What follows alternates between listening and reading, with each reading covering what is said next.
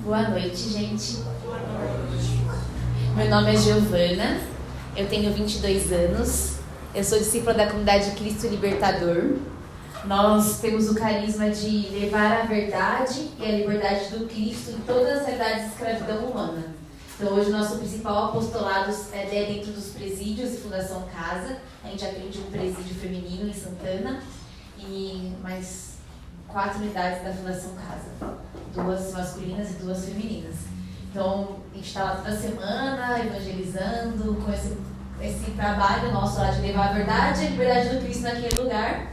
Mas também o nosso carisma nos pede que quando essas pessoas saírem, que elas possam ver em nós uma possibilidade de ter uma vida diferente, uma vida restituída em Cristo.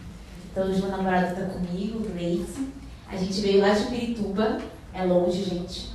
De verdade é longe, mas vale a pena. O que logo te bate pronto assim, vem no meu coração para partilhar com vocês hoje é que se tem algo na nossa vida que se precisa ser reconstruída, seja a tua família, seja a tua história, seja o seu relacionamento, seja a tua vocação, vai precisar de obediência da tua parte. Porque o que destrói nunca é a obediência. A obediência ela só constrói. O que destrói é sempre a desobediência. A gente pode ver lá na história de Adão e Eva. Eles tinham aquele jardim todo para eles. Todo dia Deus visitava eles no jardim. Eles escutavam o passo de Deus chegando. Tem noção que é todo dia você está num lugar e Deus ir te visitar. Eles tinham essa oportunidade. E eles perderam essa oportunidade por desobediência.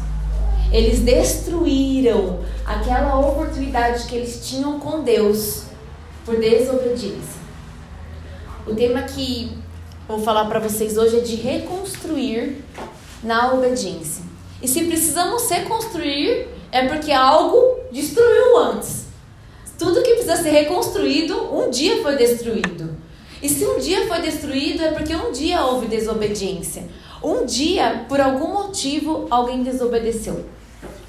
Então, quero que você pegue lá nossa palavra em Isaías 45, 9, versículo 9.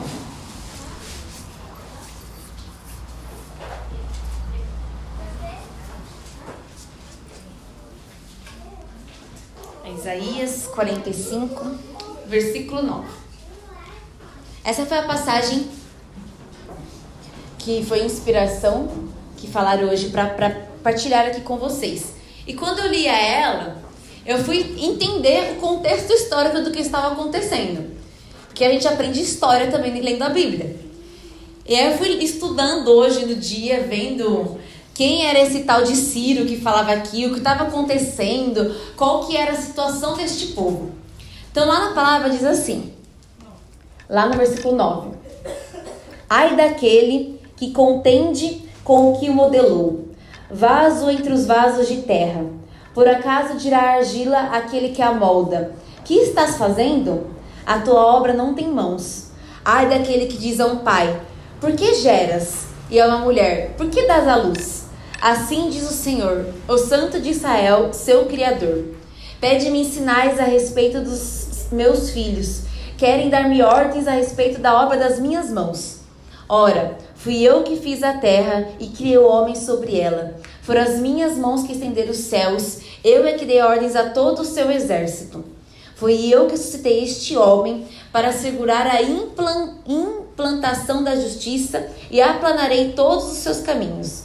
Ele reconstruirá minha cidade e reconduzirá os meus exilados, sem preço e sem indenização, diz o Senhor dos Exércitos. Palavra do Senhor. Graças a Deus. Aqui ele está falando de um rei que chamava Ciro.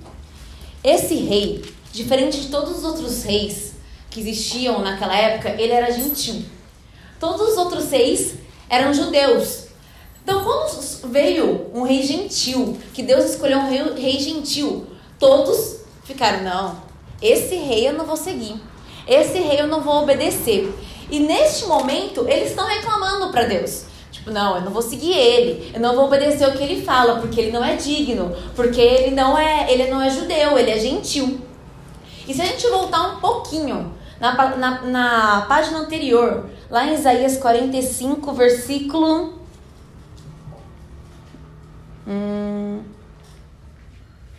versículo 1. Deus já tinha falado para Ciro que ele tinha o escolhido.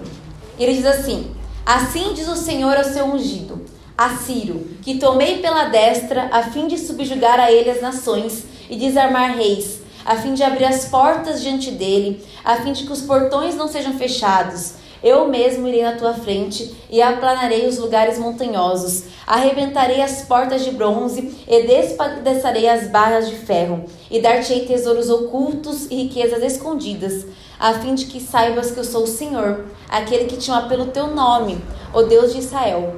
Por causa do meu servo Jacó, por causa de Israel, meu escolhido, que eu te chamei pelo teu nome, e te dou nome ilustre, embora não me conhecestes. E te dou um nome ilustre, embora não me conhecestes. Nosso Deus é tão grande, que ele fala para Ciro: ainda que você não me reconhece como o teu Deus, ainda eu te escolho para ser o rei e salvar este povo.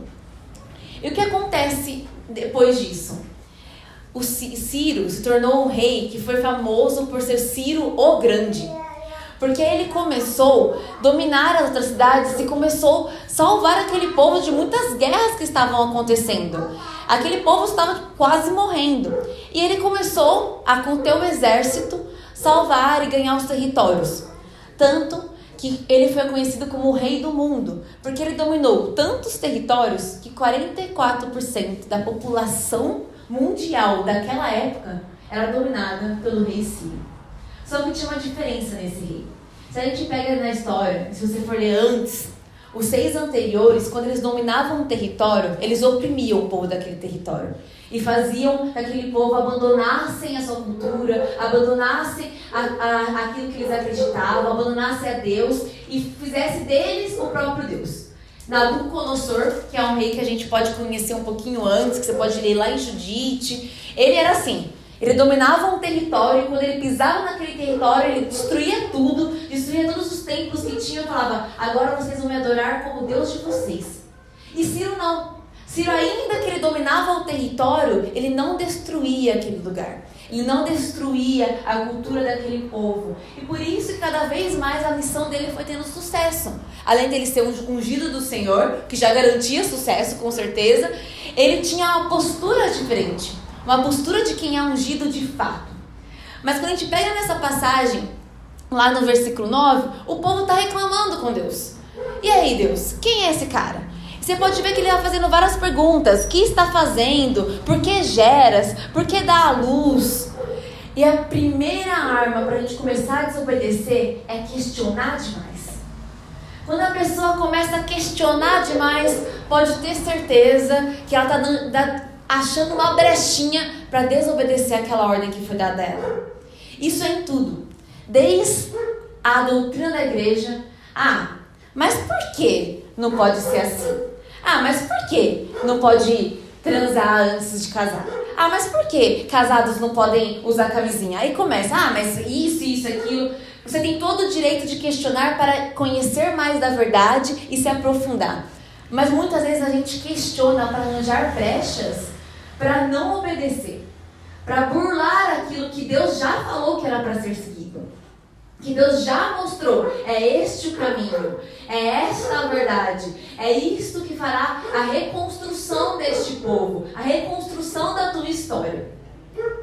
E outra coisa importante, Deus escolhe superiores para nos guiar. Deus muitas vezes coloca pessoas que vão nos dar ordem para nós obedecermos estas ordens. Ciro era o superior daquele momento. Ciro era quem Deus tinha escolhido para falar: vocês vão seguir ele. Eu ungi ele. Mas ele tem os defeitos dele. Eu ungi ele. Não para nos defeitos. Deus escolheu o teu superior. Deus escolheu o Papa Francisco, que é o nosso superior máximo, assim. Então, por isso que nós devemos obediência total a ele, porque ele é nosso superior. E depois ele escolheu os bispos que estão abaixo dele, os cardeais, os padres, escolheu o teu fundador, Ele escolheu o teu formador, o teu coordenador, o coordenador do teu ministério. Então, por isso que nós devemos obediência nele. Porque muitas vezes a gente começa a questionar. Mas por que isso? Por que aquilo? E só procurando brecha. Procurando uma brechinha. E o demônio ali nos cutucando. Vai lá, pergunta mais. Você vai conseguir fazer a tua vontade. Você vai conseguir não fazer essa ordem. Você vai conseguir não obedecer. E aí depois a gente olha pra nossa história e fala: ai, por que nada dá certo? Ai, por que minha vida não muda? Ai, por que minha vocação não vai pra frente? Ai, por que a vocação da minha comunidade não vai pra frente? Ai, por que os planos que a gente tem na comunidade não vai pra frente? E eu não olho pra dentro de mim e falo: o quanto eu estou obedecendo? O quanto eu estou ouvindo a voz de Deus e a voz de Deus através daqueles que são os meus superiores? Eu aprendi isso a duras penas. Não é fácil. Tipo, eu, por ser nova, meu diretor espiritual, ele diz às vezes assim: Giovana, de vez em quando vem adolescente rebelde aí que eu não sei de onde ela sai, que fica enchendo o saco, estilizando. Ai, mas não quero. Ai, porque não é assim. Ai, porque vai desse jeito. Ai, assim é melhor. E começa a perguntar, e começa a questionar. Fala: nossa, renuncia essa adolescente aí rebelde e toma posse da mulher que quer mudar de vida de verdade. Porque quando a gente quer construir a nossa vida de verdade, a gente tem que estar disposto a obedecer e muitas vezes não fazer aquilo que a gente queria, que era a nossa vontade. E fazer a vontade de Deus. Porque a obediência é sempre a vontade dele. Muitas vezes a gente não quer obedecer aquela pessoa que talvez a gente conheça os pecados dela. Talvez você não queira obedecer quem te coordena, não quer obedecer o teu fundador, o teu coordenador, porque você já viu: ah, mas ele fez daquele jeito, ah, ela fez daquele jeito. E aí a gente começa a deixar que isso crie raízes de divisão no nosso coração. Aí a gente começa a perder a oportunidade de construir uma vida diferente, de construir uma história diferente. Porque se Adão e Eva não tivessem ficado lá questionando, pensa, a serpente chega para Eva e fica intrigando ela com perguntas. E aí, Eva, você já pensou ter os poderes que Deus tem? E aí, Eva, você já pensou ter o conhecimento de todas as coisas? E aí começa a questionar. E aí? E se? E se? E se? Como o meu fundador diz, ele fala: não fica pensando e se não. Porque o e se, quando não existe hipótese real de acontecer, é o demônio querendo entrar na tua vida. Ai, mas e se? E se? Isso pode acontecer de fato? É uma possibilidade real? Se não é, por que ficar pensando nessa possibilidade? Para você achar uma brechinha para desobedecer e nessa brechinha desconstruir aquilo que deveria ser construído na tua história, na tua vida. Pensa quantas coisas nós já perdemos, quantos sonhos Deus já quis construir em nós. E pela nossa desobediência, pelo nosso coração duro, marrento, Deus não teve espaço para construir. Porque a gente não quis obedecer. Porque a gente eu quero ir para o lado mais fácil. A obediência, muitas vezes, na maioria das vezes, ela vem carregada de vários pecados atrás dela. A obediência é uma escolha da consequência do teu pecado. Ah, mas eu não quero porque eu acho que a minha vontade é melhor. Porque aquilo que eu acho é melhor. Tá, mas o que importa o que você acha? O que importa o que você acha que é certo ou não é certo? De verdade, nada importa o que a gente acha que é certo ou que não é certo. Dane-se! Dane-se o que eu acho que é errado. Eu acho super errado. Eu acho que todos os casais de namorado deveriam ter a liberdade de escolher. Eu acho que é errado as mulheres não terem a liberdade de abortarem. De verdade, desculpa te falar, mas dane-se o que você acha. O que importa de verdade é o que Deus acha. É o que Deus falou. É o que o Deus está falando para você. E isso nós devemos obediência total. Ainda que seja difícil na nossa vida. Ai, mas eu não quero porque eu tenho uma sugestão melhor. É soberba da nossa parte. Tudo bem. Deixa a tua, talvez, sugestão melhor para acolher aquela sugestão que estão falando para você. Se o teu superior está falando que aquele jeito é melhor, vai. Teve uma época da minha vida que eu tava bem nessa época de adolescente rebelde e eu já estava na comunidade. E aí, tudo que o meu fundador falava, eu arranjava um jeitinho de fazer, mas fazer do meu jeito. Então, sei lá, Giovana, vai ali comprar maçã. Aí eu falava, tá, eu vou, mas eu vou daqui 10 minutos. Aí depois de 10 minutos que eu ia lá, tava tudo errado, não tinha maçã, a maçã tinha acabado, e passava o carro, jogava água em mim, começava a chover, era uma coisa só. E aí foi várias coisas da minha vida. Ele falava assim, Giovana, faz isso. Eu até fazia, mas fazia do meu jeito. Fazia uma semana depois, fazia metade. E aí começou várias coisas darem errado. Várias. Eu cheguei um dia pra ele e falei assim, meu Deus do céu, se você falar que eu preciso sair correndo agora, naquela rua, eu vou sair correndo, porque tudo que eu faço do meu jeito não dá certo. Ele falou, será que não é? Porque Deus me escolheu para ser teu superior e te guiar. Será que não é? Porque Ele é a voz de Deus na minha vida. Quem é a voz de Deus na tua vida? Quem é a voz de Deus que muitas vezes está lá falando com você? E quantas vezes você deixou de ouvir esta voz? Quantas vezes você falou assim, tá bom, eu faço daqui a pouco, eu faço daqui 10 minutos. Obediência não é daqui 10 minutos, a obediência ela é sempre pronta, ela é sempre na hora.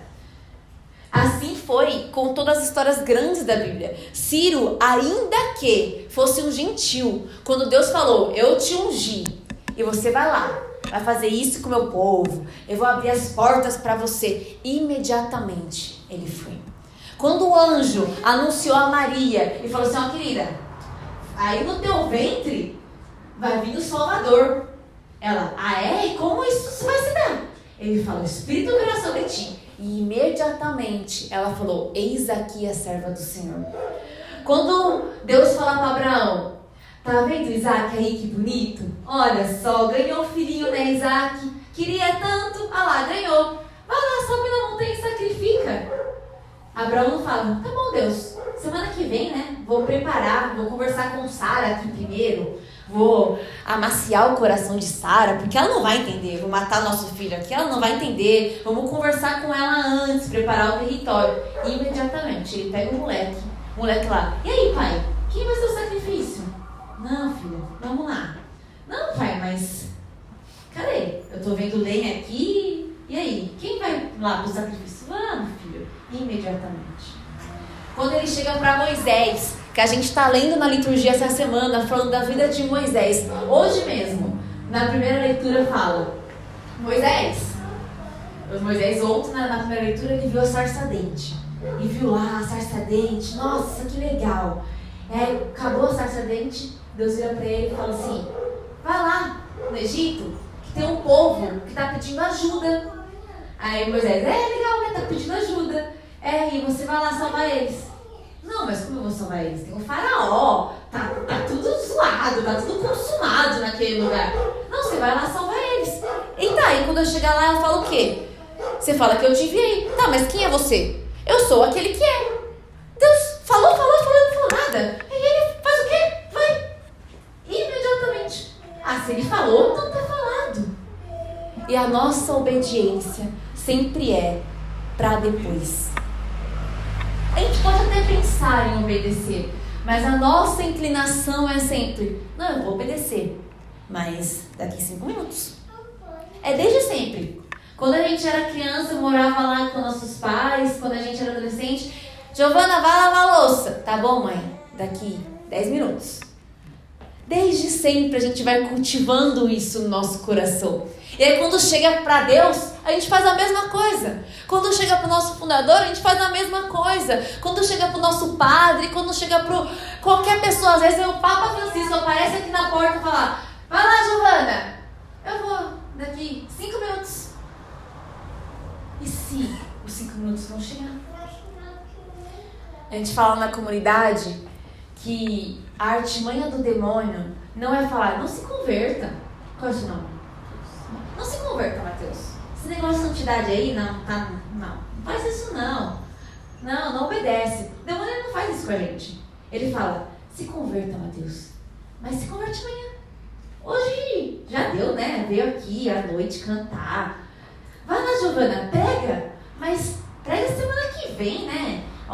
Sair do serviço, né? Mó longe. Trabalhar lá na Zona Sul e pra Zona Leste, uma viagem, né? Não, pega semana que vem. Obedece, Giovana. Obedece mesmo, obedece seus pais. Obedece aquilo que as pessoas te falam. Mas obedece semana que vem. Obedece amanhã. Obedece da próxima vez que te pedirem. E aí a gente olha pra nossa vida, que ela vai passando e nada vai mudando. Nossa, por que minha família não muda? Nossa, parece que o meu relacionamento não muda. Nossa, parece que as coisas não andam, parece que as coisas só destroem, nada constrói. Para as coisas andarem na nossa vida, a gente precisa obedecer.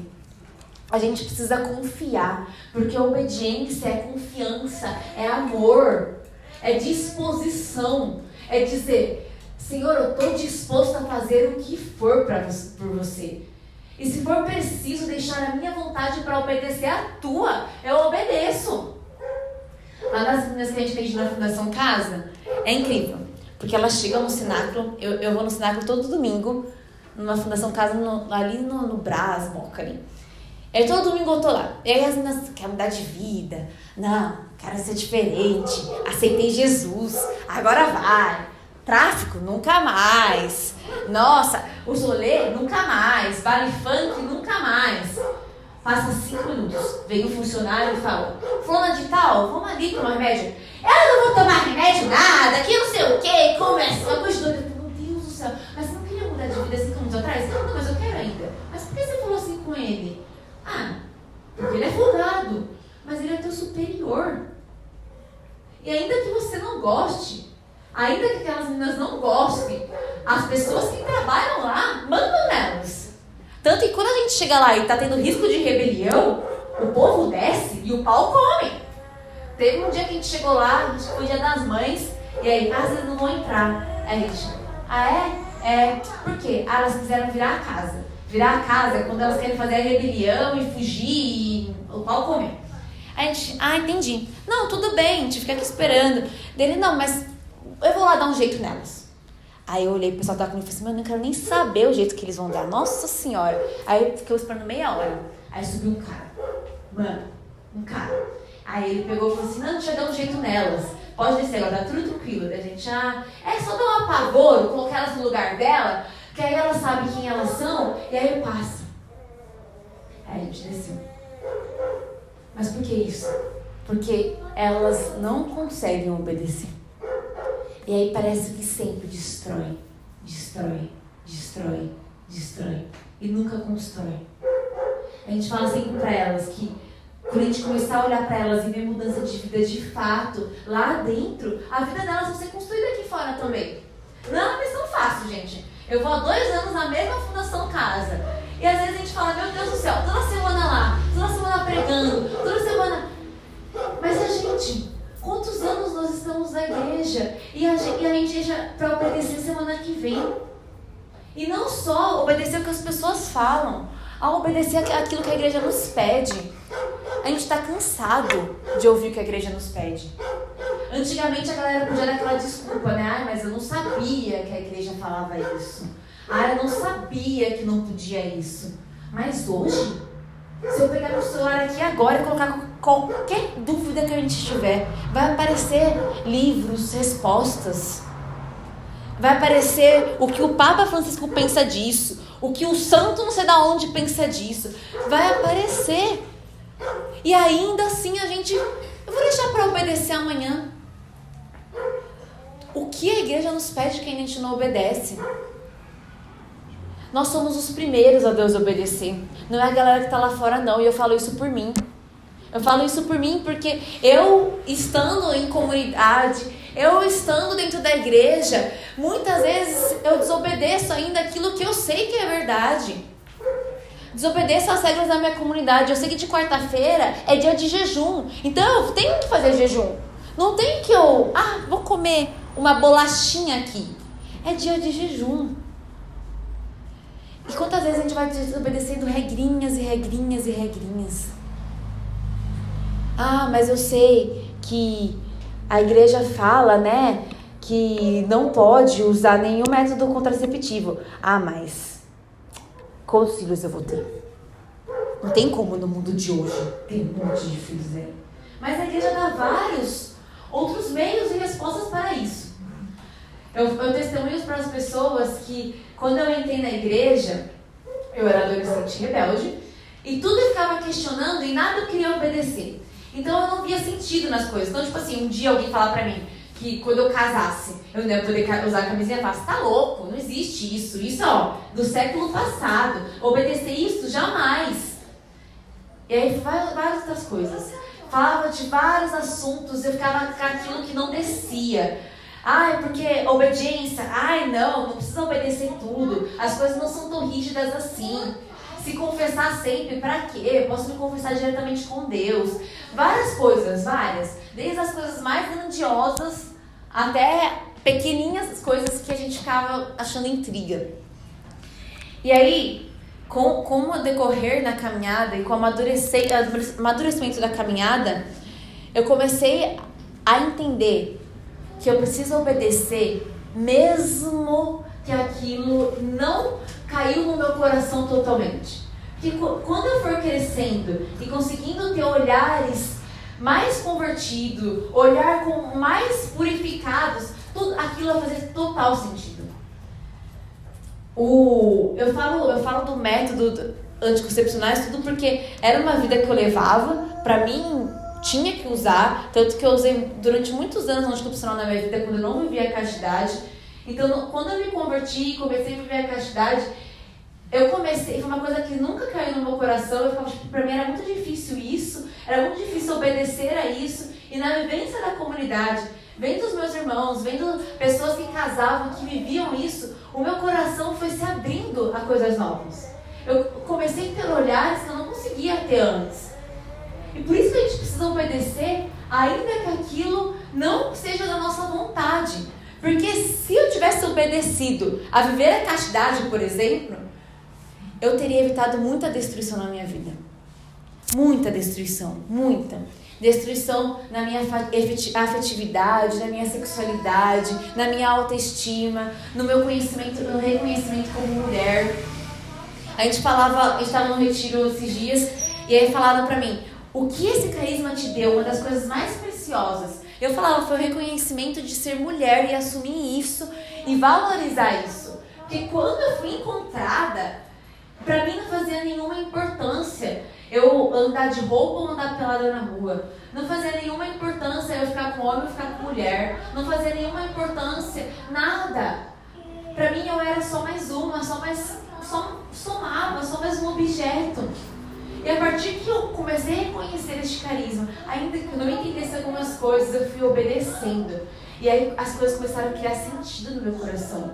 E aí eu falei, gente, como eu queria ter vivido isso todo sempre. Então, obedeça. Ainda que seja muito difícil, porque a obediência constrói a nossa vida. E ela sempre constrói para mais. Muitas vezes a gente não quer obedecer porque a gente quer buscar uma tal liberdade. Eu quero ser livre para fazer a minha vontade. Eu quero ser livre para escolher aquilo que eu quero. Ainda mais no mundo de hoje que é tudo liberal. Eu quero ser livre, aquele empoderamento da liberdade com que eu preciso a todo custo ser livre. Eu quero ser livre, livre, livre, livre. Então não vem com esse negócio de regra não, que isso vai me prender. As regras, elas vão te libertar. As regras da nossa igreja, elas são santas.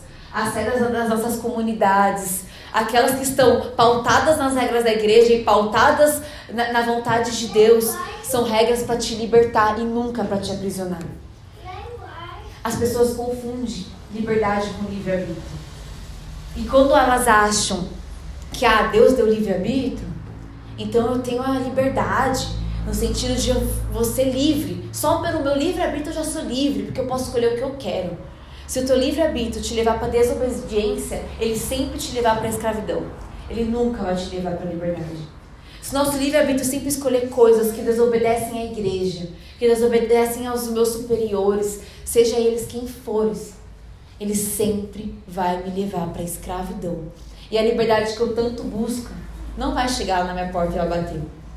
Eu vou estar me iludindo, achando que por eu estou escolhendo a fazer o que eu quero.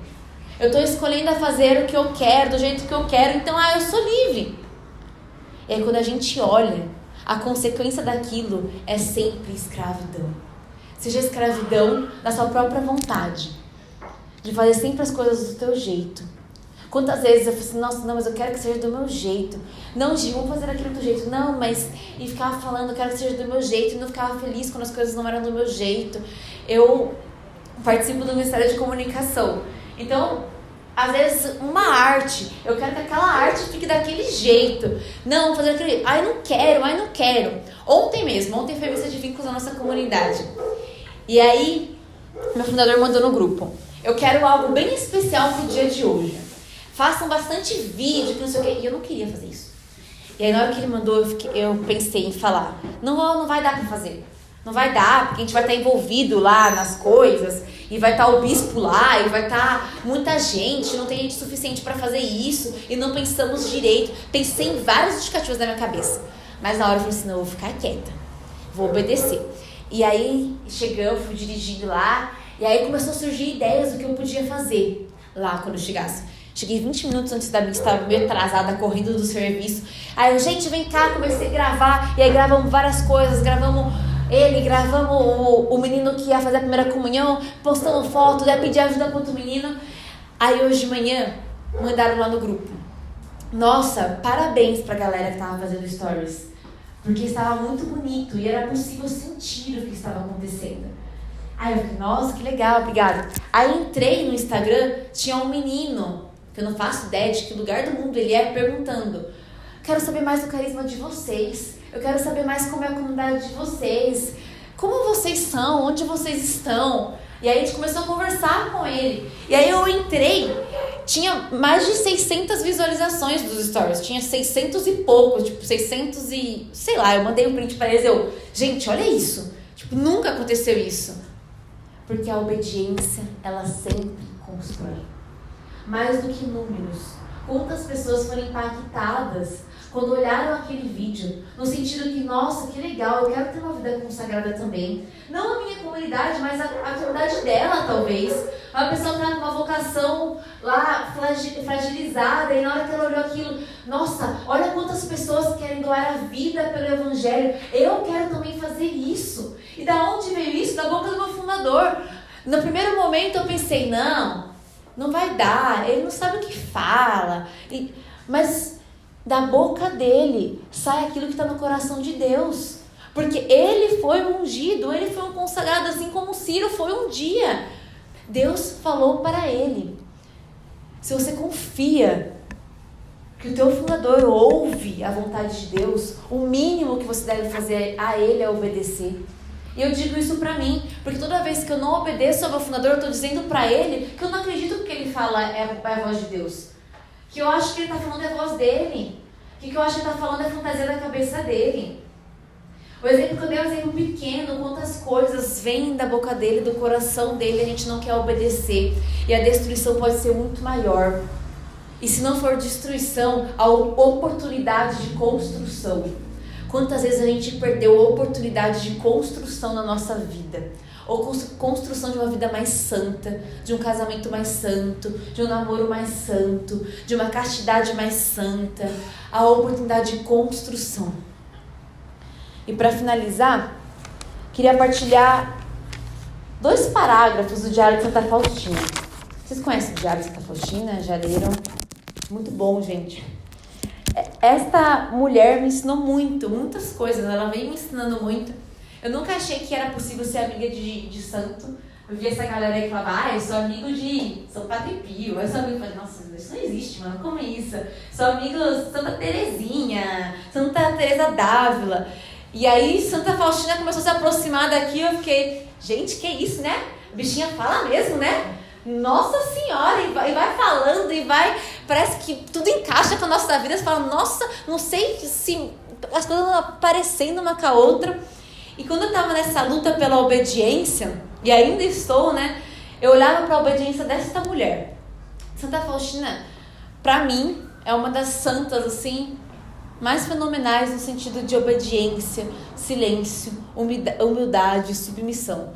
A ponto de ela deixar muitas vezes de ouvir aquilo que era a inspiração de Deus no coração dela para ser obediente à madre do convento. Ela foi perseguida durante muito tempo, durante quase toda a sua vida dela.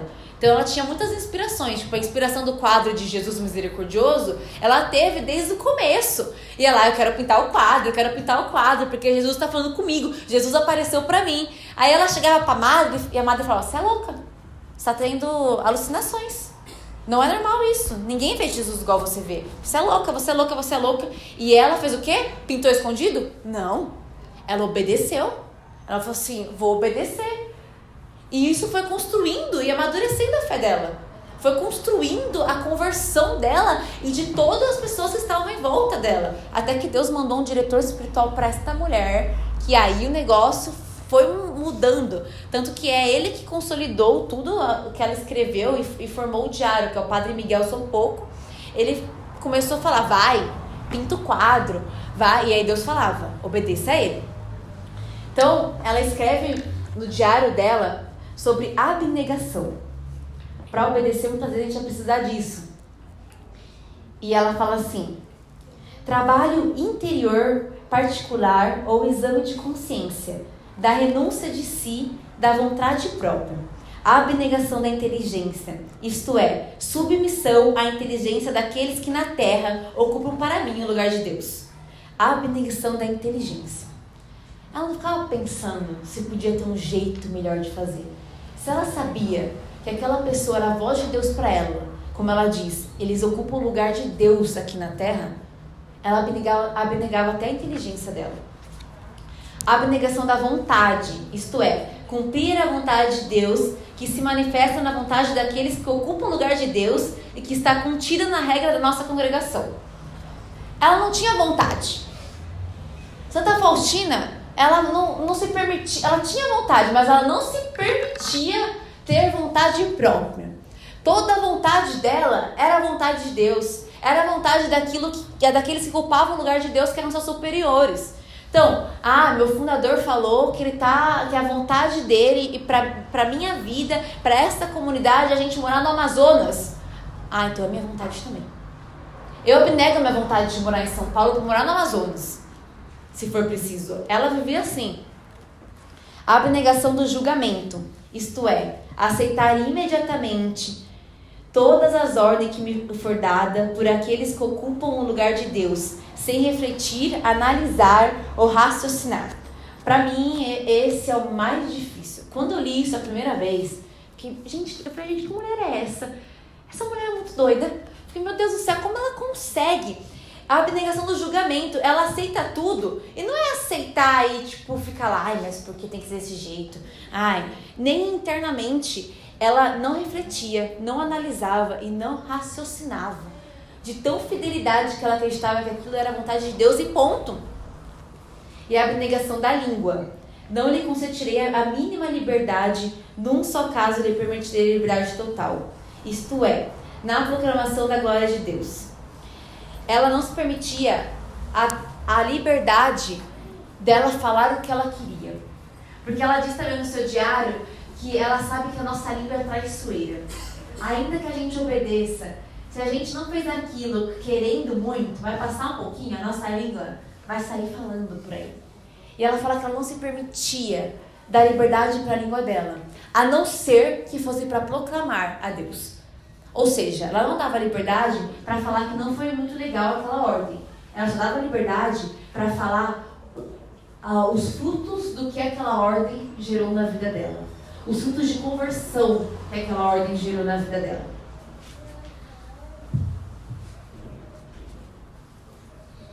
E depois, um pouquinho antes, ela começa a falar de um dia que ela estava com um diretor espiritual, que era o seu superior. E ela fala, numa meditação sobre a obediência, ouvi estas palavras. Nesta meditação, o sacerdote estava falando excepcionalmente para ti. Fica sabendo que eu tomo emprestado a boca dele. Isso era Jesus falando para ela. Que naquele momento o sacerdote estava falando para ela. E que ele tomava emprestado a boca do sacerdote para falar com ela. Procurava escutar tudo com maior atenção e aplicava tudo ao meu coração, como em toda meditação. Quando o sacerdote disse que a alma obediente torna cheia do poder de Deus, sim, quando és obediente, Retiro-te a tua fraqueza e, em compensação, dou-te a minha força. Fico admirado de que as almas não queiram fazer essa troca comigo. Então, é isso que o Senhor, no fim de tudo, quer nos dizer hoje. Que todas as vezes que nós somos obedientes, Ele retira de nós a fraqueza e, em compensação, nos dá a força dele. Ele fica muito admirado de que as almas não querem fazer essa troca comigo. É como se Ele olhasse e falasse assim: como as pessoas não querem fazer essa troca de obedecer? Porque em obedecendo sempre terá construção, sempre terá lucro, sempre terá conversão, sempre terá mudança de vida na tua vida, na tua história, na vida da tua família.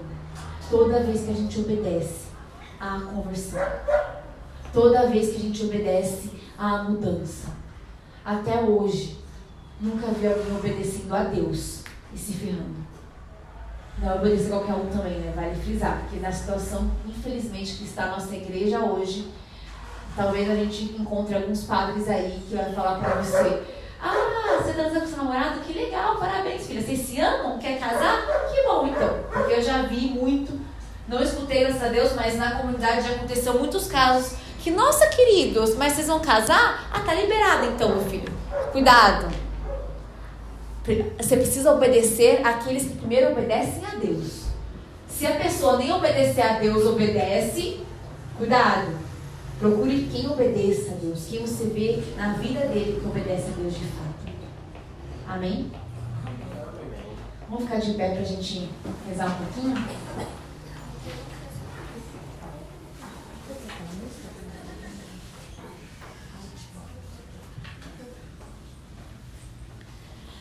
A gente vai cantar uma música pedindo para o Espírito Santo soprar em nós o teu Espírito. Então fecha os teus olhos e ainda que seja muito difícil, fala: não vou conseguir. Ou que ainda no teu coração está: tudo bem, eu vou ser mais obediente, mas na próxima ordem. Não, meu filho. Deus pede para você ser obediente hoje e tomar uma decisão de obediência hoje. Então, peça este Espírito, que é um Espírito obediente.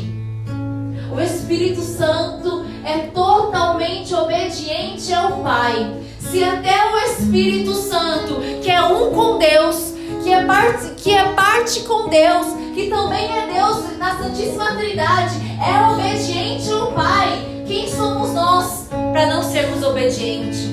Se até o Filho é obediente ao Pai a ponto de morrer na cruz, quem somos nós para querermos escolher a nossa vontade? Cristo não deixou para morrer semana que vem, porque se Ele tivesse deixado para morrer semana que vem, você não teria sido salvo. Se você deixar para obedecer semana que vem, você não será salvo. E talvez as vidas que precisam ser alcançadas pelos frutos da tua obediência não serão salvas, porque nós não tivemos a capacidade de obedecer. Então peça para que este Espírito inflame o teu coração de obediência, porque o Espírito é sempre obediente ao Pai.